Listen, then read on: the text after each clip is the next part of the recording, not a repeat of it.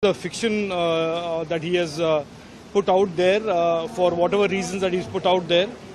But the facts are that the government of India has consistently maintained that any platform, whether they are foreign or Indian, whether they are big or small, must comply with Indian laws if they are to operate in India and offer services and products to the Indian citizens.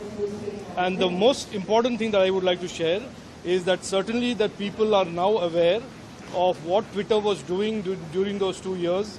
It has come out in the public domain through the Twitter files that Twitter was misusing its power as a platform to selectively de-amplify and selectively de-platform people both in India and abroad.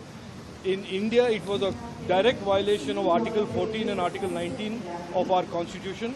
Our government has always maintained that any platform, whether that be Twitter or any other platform in India, has to protect every Indian citizen's fundamental rights, Article 14, 19 and 21, and has to be in compliance with Indian law. That is exactly where the government's views are then in 2020 and currently in 2023. So I am deeply disappointed by Jack Dorsey's attempt at lying about what happened, because certainly whatever he has said in yesterday's statement is untrue and is false. Sir, but he said only the threat. He said that it happened. VK News, राष्ट्र के नाम।